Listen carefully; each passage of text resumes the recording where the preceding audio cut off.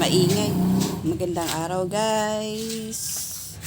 Magandang araw. Papakita ko sa inyo yung aking maliit na tindahan. Ito yung aking maliit na tindahan. Ayan na siya. Alam nyo, dati punong-puno yan, laman yung tindahan ko.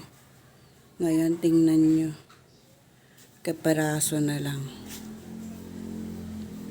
Kasi dati, malago yan. Eh ngayon, ang dami kong customer, ang daming nangungutang, ang daming may kailangan, maraming nahingi ng tulong. Tapos, dyan dati, dami kong bigas dyan. Ngayon, wala na. Yan. Yung daming nangungutang, pinauutang ko naman sila. Tapos yun, hanggang sa hindi na sila nagbayad, hindi na sila nagpakita. Ayan, napurdoy na. Wala na. Ayan, dito pa naman ako kumukuha ng pang-allowance ng aking mga anak, nag-aaral ng grade 5, grade 9, tsaka magsi-second year college na. Second year college na yung panganay ko.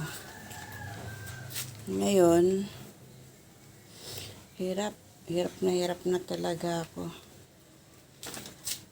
Gumagawa-gawa na ako ng basahan para dagdag income. Ito yung mga tinatahi ko. Ayan. Mga tinatahi-tahi ko to. Benta-benta ko para may income ako. Yan yung mga soft drinks ko. Dati mga puno yan. Ngayon wala nang mga laman. Ganun pala talaga pagka marami kang tinulungan. Madami kang tinulungan. Tapos bandang huli, ikaw nangangailangan. Kung gusto mo nang kunin yung pera na pinautang mo, sila na yung nagagalit.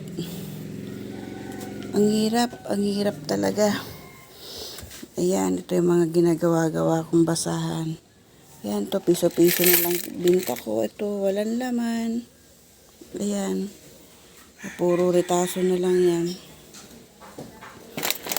Sa kasamaang palad pa, ito, tinira pa ng daga. Ayan, halos wala na. Dito pa naman ako nangunguha ng panggastos ko sa aking mga estudyante. Ang hirap. Mga dyan, sa mga gusto ko sanang humingi ng tulong, kunting puhunan para mairaos ko naman yung aking tindahan. Pang dagdag ko sana sa aking estudyante para mayroon akong pagkukuhaan ng tuition, pamasahe, kasi lahat sila namamasahe. Yung asawa ko naman may trabaho, kaya lang kulang talaga, sobra. Sa mahal ng mga bilihin natin ngayon. Ay naku, alam mo na, ba, mapapamura ka na lang na hindi mo hirap, sobrang hirap. Sa mga sikat dyan na vlogger, baka naman makahingi ng tulong. Hindi ko na kaya, nai-stress na talaga ako. Sobrang hirap. Pakahirap. Mag-i-enroll pa yung aking second year college. Hindi ko alam kung saan ako kukuha. Gusto rin naman niya makatapos. Kaya lang iniisip ko, kakayanin hanggat kaya. Para lang makatapos. Kaya ito na, kinakapalan ko na yung mukha ko. Kay Pugong Biyahero.